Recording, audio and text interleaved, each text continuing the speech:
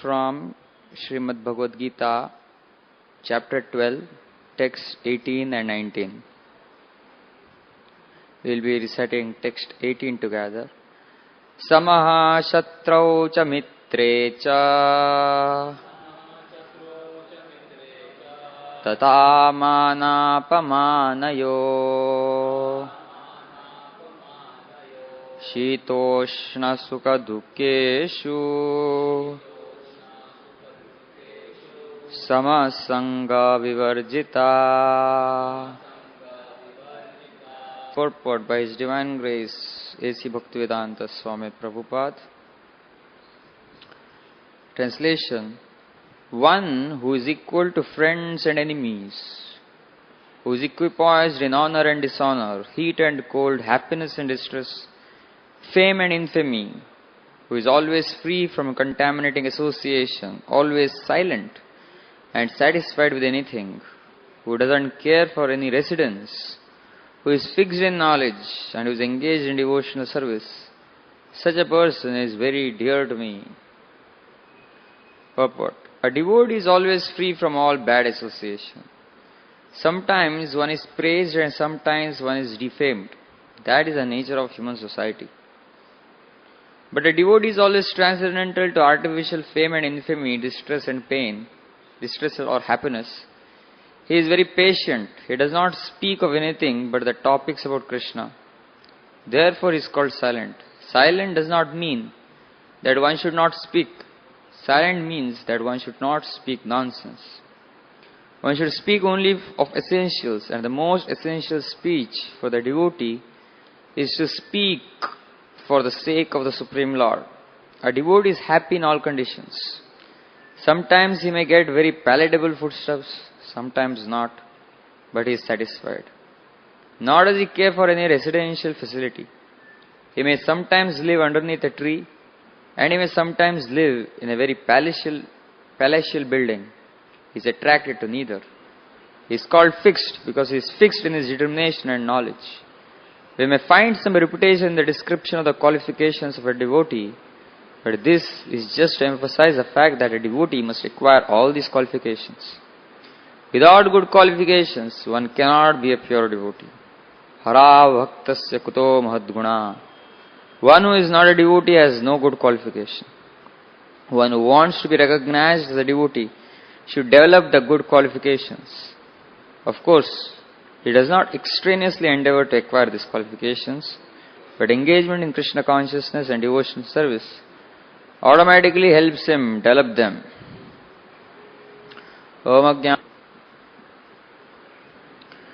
Translation once again.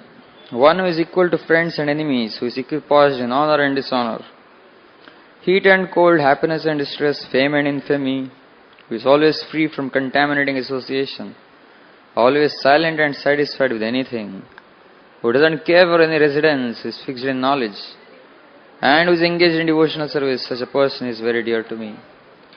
So, we are discussing from this 12th chapter of the Bhagavad-gītā, which is entitled Devotional Service. And Krishna, towards the end of this particular chapter, which we are right now discussing, he especially focuses on the good qualities that his devotee develops by the performance of devotional service. How his heart becomes transformed, how he becomes a better person. That is what Krishna discusses here.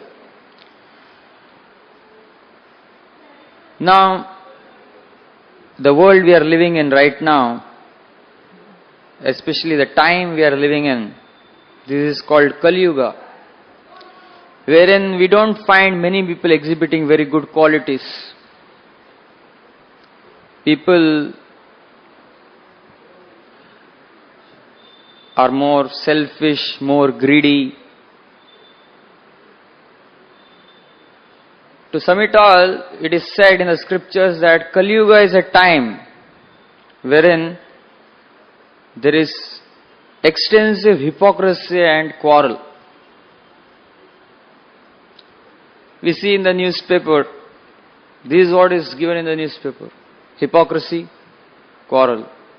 How people are fighting with each other. Amongst political parties. Terrorism is another kind of quarrel. Politics is another kind of quarrel. Politics is quarrel amongst political parties. Terrorism is a quarrel between one section of society against the whole society. It's all quarrel that we read about in the newspaper. And then there is hypocrisy. And hypocrisy is all pervading. People act in a certain way, but they are actually something else. So the scriptures predict this, that this is going to be the trend of society more and more as time progresses. Now many a times people feel that, it's simply being spoken that this is Kali Yuga and this time period is labeled as Kali Yuga. But factually speaking, this concept of the four yugas, Satya Yuga, Treta Yuga, Dwapara Yuga and Kali Yuga is quite logical also. Because if we observe nature operates in cycles, right? The sun rises in the morning, then it rises higher and higher, and then it sets after noon, and then it vanishes from our sight with the end of the day. So we know what to expect tomorrow morning. We expect what to expect at 8 o'clock in the morning. What will be the position of the sun. So it's a cyclic pattern. Day and night. It's a pattern. It's a cycle. Similarly, there is the seasons, the different seasons. Rainy season, summer season, winter season, autumn season. So we know when it is January, what will be the kind of weather we can expect. So January means it is going to be cold because it is winter. Or May it is going to be scorching hot. Now it is not surprising because we know, because that is the pattern in which nature functions. It's a cycle.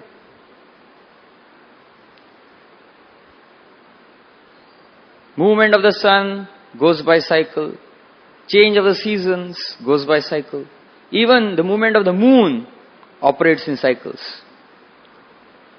So in the Vedic calendar there is Amavasya, Purnima in this way. Cycle. So similarly the scriptures say that when it comes to consciousness of the society as a whole, the behavioral pattern of society, that also functions in cycles.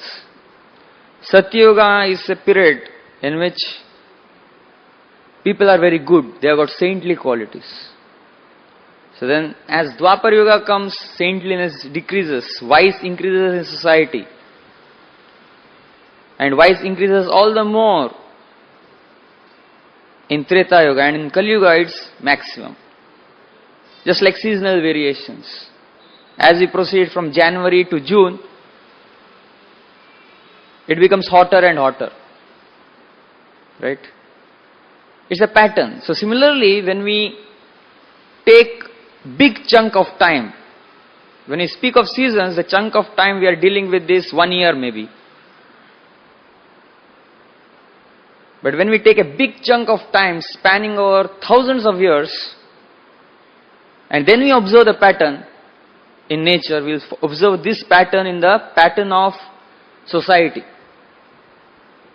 That initially there is a period where people are very good, and slowly their good qualities go on diminishing as time progresses.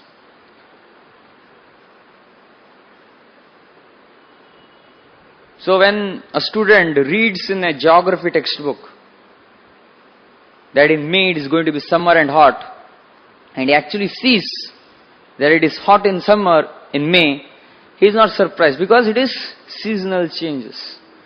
So similarly, a person who is conversant with the Vedas, when he reads in the Vedas what to expect in Kali Yuga, he is not surprised because it is like seasonal changes only. So the Vedas predict that in Kali Yuga these symptoms can be observed. Memory is going to decrease, lifespan is going to reduce with the progress of Kali Yuga. People will develop bad habits. All these things already predicted in the scriptures, as much as seasonal variations are given in the geography textbook. So from a cosmic point of view, it is a matter of fact what to expect in Kali Yuga.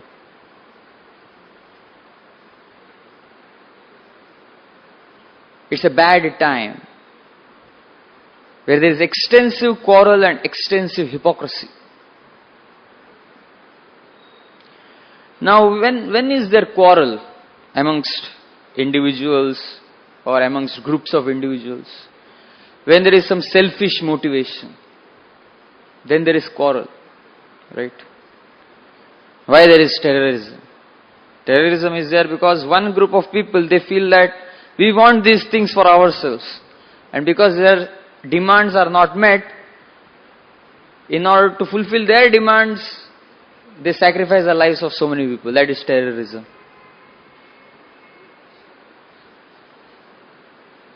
Why is there dirty politics? Why? Because certain people who pose as leaders, they have got selfish motivations. Instead of trying to serve the society, instead of trying to uplift the society, they have got selfish motivations, their own selfish agenda. I want this, I want that. So there is quarrel amongst political parties also. So the basic root cause of quarrel is selfishness. And sometimes when a person acts as if he is selfless, many times it is detected to be hypocrisy. So a person is selfish, but he acts as if he is selfless. That is hypocrisy. He is not selfish, but he acts as if he is not selfless, but he acts as if he is selfless. So in this way we understand that this quarrel and hypocrisy is observed because of this selfishness. So from this point of view, we can say that Kali Yuga, as Kali Yuga progresses, people become more and more selfish. For their own self-interest, they can do anything. They can go to any extent. Like few days ago, I got an email with photographs that in China, they serve in restaurants some kind of a soup. The soup which has fetus, soup made of fetus. And the photographs show that the fetus is observed, the baby can be observed, the limbs of the baby can be observed, the head of the baby can be observed, the legs of the baby can be observed. And the baby is unborn baby, aborted baby is floating in that liquid, and that is a soup. And it's quite popular in China. And they say that it increases vigor and the ability to have sex. And it's very popular. Now we see that, now it's like unimaginable in India right now, but who knows, very soon it might come to India as well. But the point is, people can go to any extent. To eat animals for our selfish purposes is itself selfishness. We are giving so much of pain to another animal just to satisfy the needs of our tongue and belly.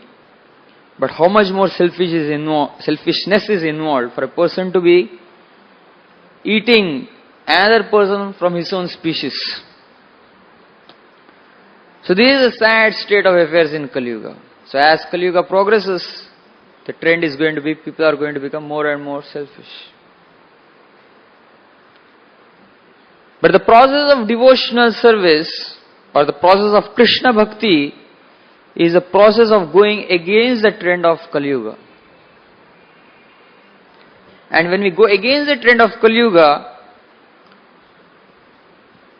that is, we try to become selfless, we find that we will start developing all the good qualities, which is mentioned, which Krishna mentions.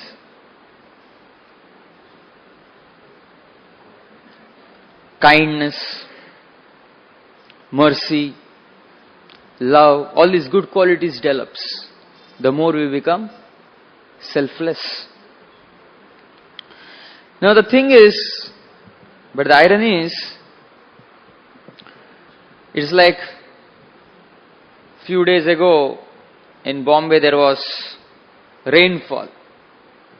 So it's unexpected to have rainfall during this time of the year. Because it's winter or beginning of winter and you cannot expect rainfall right now. So when there is rainfall, people don't take it as normal, it is abnormal. So maybe there is a cyclone. There is a natural feeling.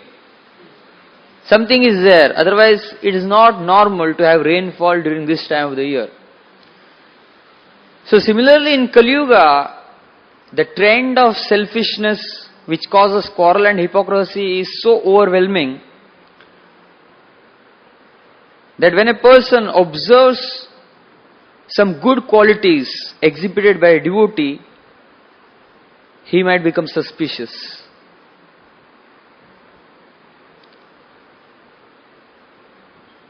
The world has become such a place of exploitation, of mutual exploitation, because people are so selfish.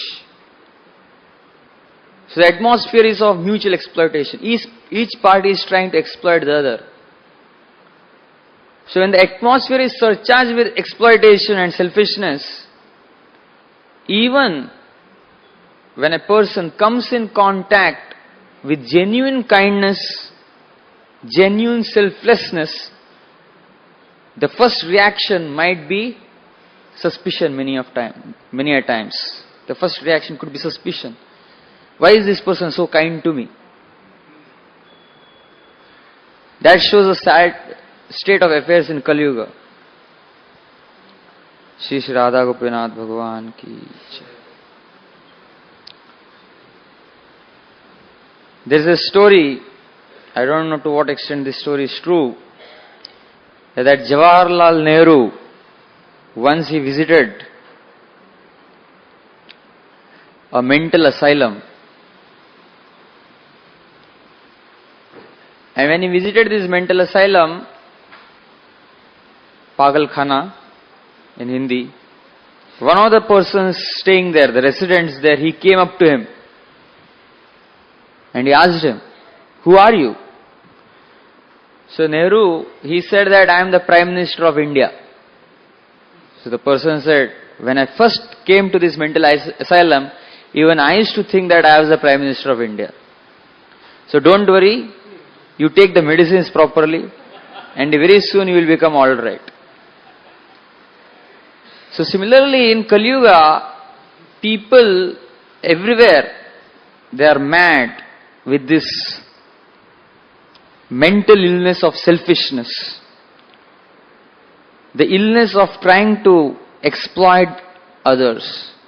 So much so that even when we find a healthy person who is genuinely selfless, the initial reaction is suspicion.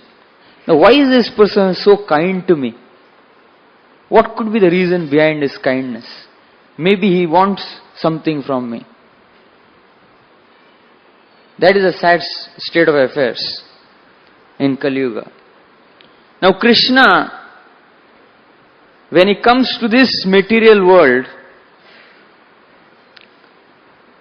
what motivation does he have to come to this material world? The only motivation is pure kindness, to help us gain happiness, to help us, to give us the method by which we can become happy and peaceful. But the problem is, even when Krishna himself comes, because this material world is itself a place of selfishness, people feel that even Krishna has some selfish motivations. So we see in the story of Shyamantaka jewel, even Krishna was suspected. Maybe he stole the Shyamantaka jewel. But factually speaking, we hear the description in the scriptures, Chintamani prakarasadmasu kalpavraksha lakshavarateshu surabhir avipalayantam. The spiritual world, each dust particle is as invaluable as chintamani. Very, very precious. Even the dust particles of the spiritual world are. So even the Shamantaka jewel of this world is nothing. Why will Krishna bother to steal the Shamantaka jewel? But we find that even when Krishna comes to this world, first he is suspected of theft. And he was actually accused that you stole the Shamantaka jewel. This is a sorry state of affairs. Similarly, when the devotees of the Lord, they try to help the people of this world, and when they show genuine kindness, the people of this world, the first reaction is suspicion.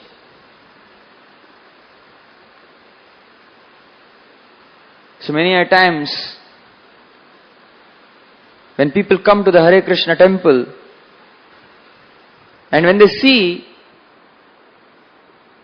the people of the temple, the devotees of the Lord, interacting with them in a very polite way, in a very kind way, in a very positive way, instead of becoming happy, they become suspicious. Why are these people so kind to me? Why are these people so polite to me? These are sorry states of affairs in Kali Yuga. Because impoliteness, selfishness, all these things are so prevalent in the world all around us, that when we see good behavior from someone, we become suspicious.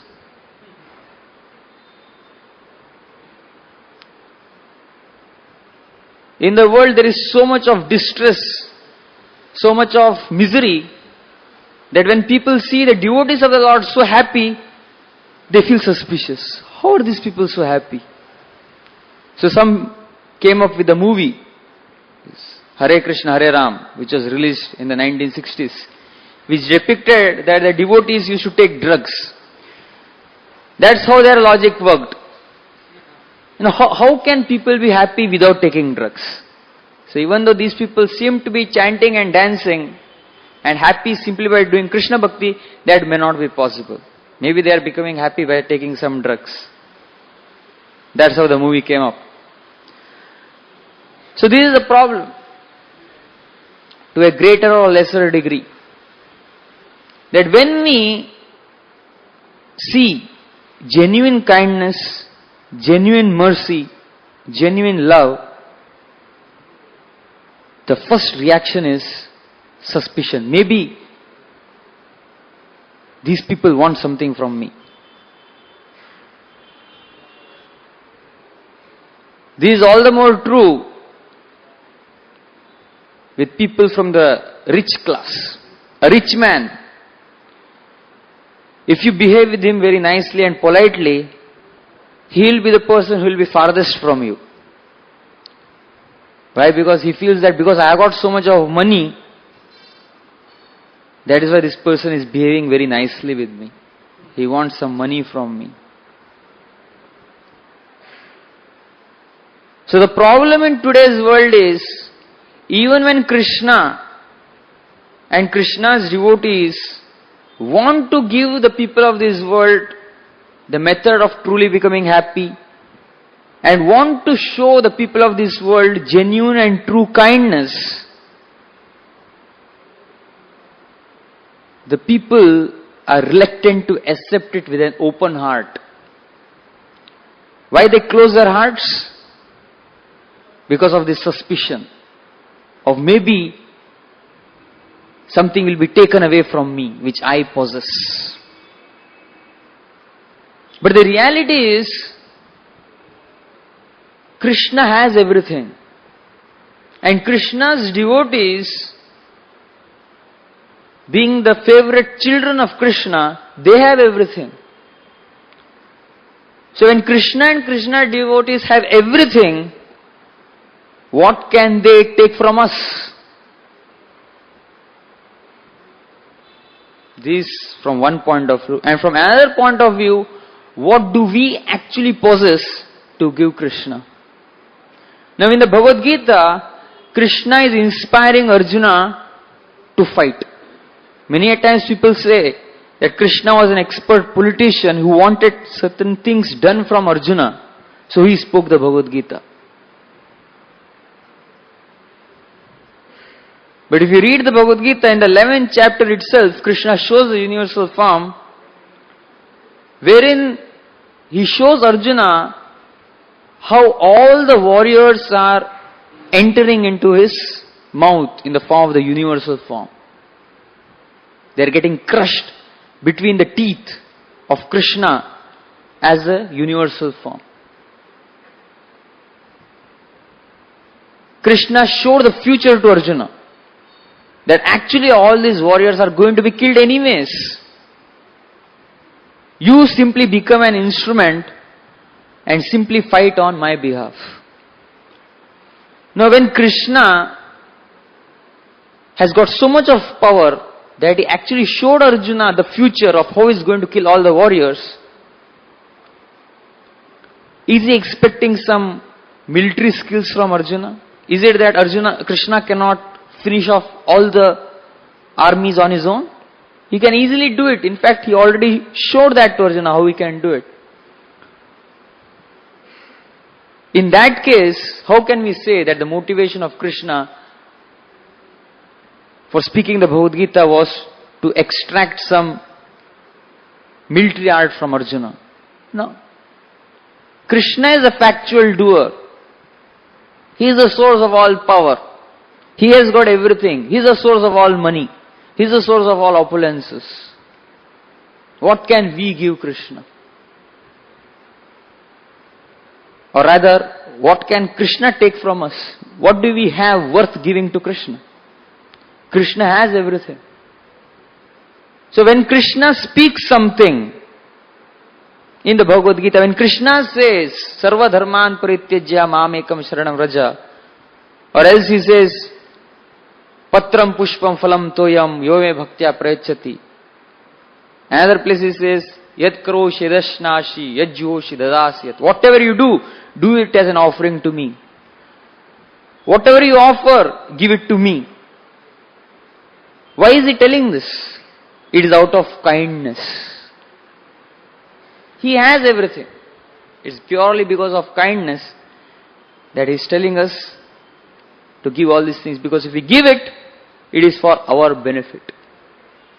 But the problem is, we feel that Krishna doesn't have something, so he wants to take away from us. Or Krishna's devotees don't have something, so they want to take something from us. There is a story of Srila Prabhupad, that towards the last days,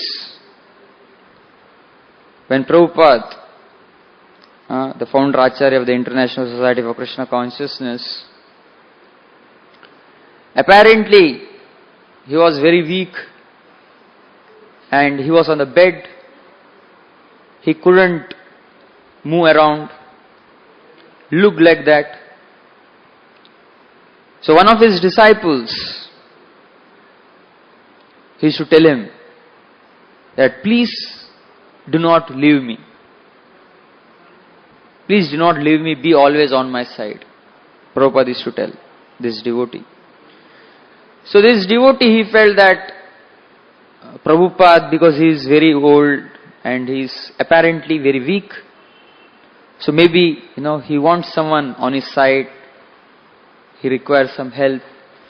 So he felt himself fortunate that I am able to render this service to Prabhupada of being on his side when he requires me the most. I am giving some comfort to Prabhupada.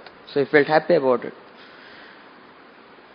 So whenever this devotee used to be not around for some time, Prabhupada used to ask this devotee, where were you? I told you never to leave me. Always be with me. So after a few days, what happened was, this devotee had some urgent engagement, because of which he had to go to a distant place. This was in Vrindavan, so he had to go to a distant place. And so when he returned, Prabhupada again asked him, so I told you never to leave me. Why did you leave me? So this devotee explained that I had some important engagement. And that is why Srila Prabhupada, I had to leave you for some time alone. I am sorry for that. So Prabhupada added, he said, I told you never to leave me. Because if you leave me, who will take care of you? So Prabhupada, it looked like the devotee initially thought that Prabhupada needed him. But Prabhupada made it clear that actually he needed Srila Prabhupada. So factually, Krishna doesn't require us. But if we cooperate with Krishna and act according to his plan, we will be benefited, like Arjuna. Krishna didn't require Arjuna to kill the warriors on the battlefield of Kurukshetra. Krishna already demonstrated that he didn't require Arjuna. But if Arjuna becomes ready to become an instrument in the hands of Krishna and act according to Krishna's instruction, cooperate with Krishna, Arjuna will be benefited. Krishna has nothing to gain from the entire exercise. Because factually Arjuna had no powers. Even the powers which Arjuna had were given by Krishna himself.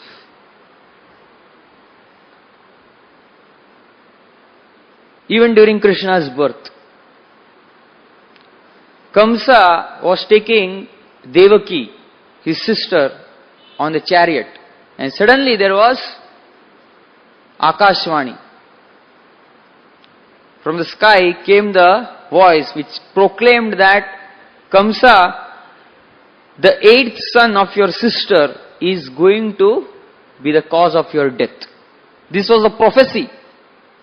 And immediately as soon as Kamsa heard that prophecy, immediately he took out his sword and was about to kill Devaki. Immediately Vasudev, he comes into action and he speaks various words trying to stop Kamsa from killing Devaki. Now if we analyze the situation, now it is already a prophecy that Krishna, the 8th child of Devaki, is going to kill Kamsa. It is going to happen anyways. So Vasudeva could have thought that, well, anyway, who can stop Krishna from coming? So Krishna is anyway going to come and anyway he is going to kill Kamsa. So let me remain silent. Even if Vasudeva had remained silent, still Kamsa would be killed by Krishna only, but maybe in a different way. But Vasudeva, he acted in a way which Krishna wanted him to act. And when Vasudeva cooperated with the plan of Krishna, he could become a part of Krishna's Leela. And he could experience the happiness and the joy of a connection with Krishna, of being Krishna's father. So similarly, we should understand that Krishna has got a plan in this world. And it is going to happen in this world. We have nothing to contribute to Krishna. Krishna might act in a way as if he requires help from us, but factually speaking, Krishna is self-sufficient. He has everything. He doesn't require any resources. He doesn't require any manpower, money, or our abilities.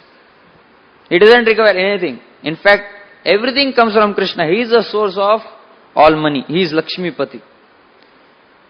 He is the source of all power. Balam balavatam chaham, Krishna says. I am the strength of the strong. So all strength, all power comes from Krishna himself. So Krishna is the source of everything. He doesn't require anything from anyone. But if we cooperate with Krishna's plans, then we are benefited the most.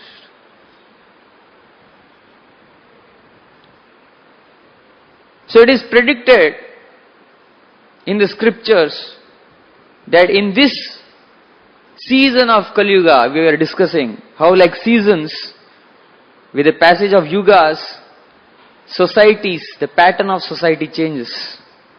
In Kali Yuga, the pattern of society is extensive selfishness, extensive quarrel, extensive hypocrisy. So it's already predicted that even in this Kali Yuga, for 10,000 years, which has already started 500 years ago with the advent of Lord Chaitanya Mahaprabhu, it's going to be called the golden era within Kali Yuga, wherein the opposite trend will be observed. Wherein many people will be exhibiting saintly qualities, having taken to the devotional service of the Lord. That is being predicted. Now if we see, like in the Western countries, many of these places, when there is winter, there is extensive snowfall and it is really freezing. And normally speaking, any person in such a weather should die, freeze to death. But somehow through technology, we are able to manipulate things in such a way that people can live comfortably even in such winter.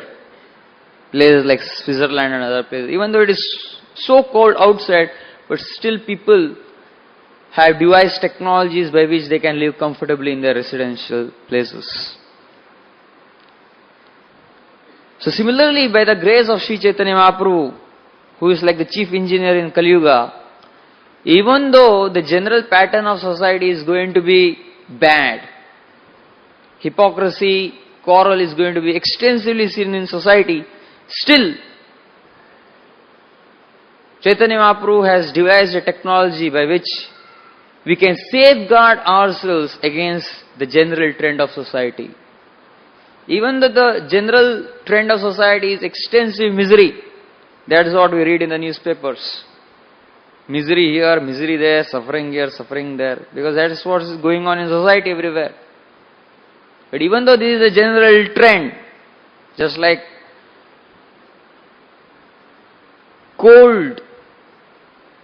a cool atmosphere is a trend in winter. Similarly, the trend in Kali Yuga is misery and unhappiness.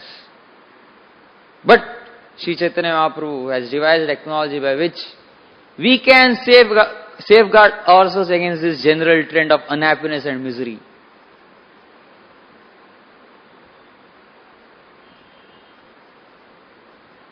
But to become happy in this age of Kali Yuga, to develop good qualities in this age of Kali Yuga, we have to adopt the technology of Sri Chaitanya Mahaprabhu.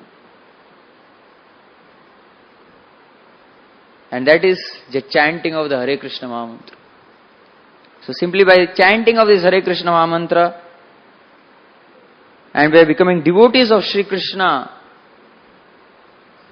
and by associating with the devotees of Sri Krishna, what will happen is, slowly but surely, we will develop all the good qualities. We will develop peace of mind, and we will understand the way of becoming happy. Even while living in a society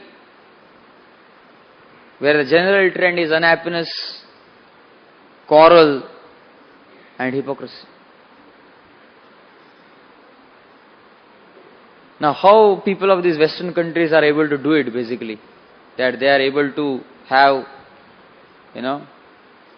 comfortable residential quarters with heating systems. Basically, they are tapping, the solar energy, which is stored in the form of fuels, that is being utilized to develop electrical energy, and that electrical energy is used to develop heat, by which people can live comfortably. They are able to get heat through electrical energy, which comes from fuels and which comes from ultimately the sun. Similarly, Krishna, the Supreme Son, the source of all good qualities, He has given all the instructions in the Bhagavad-gītā. But how to apply the instructions of Bhagavad-gītā in Kali Yuga? That specific technology was developed by Sri Chaitanya Mahaprabhu, and Srila Prabhupada distributed the technology all over the world. So we see in ISKCON centers all over the world, these are like those residential quarters in freezing winter. It's a relief to find such a residential quarters, to be inside these residential quarters. There is heat, there is comfort. Similarly, these ISKCON centers all over the world, these places are the places wherein people are learning how to go against the general trend of Kali Yuga, and they are learning the technology of becoming happy, even though the general trend is misery and unhappiness. And we have to, it's up to us to wholeheartedly accept this technology which Sri Chaitanya Mahaprabhu is offering. Thank you very much. Are there any questions?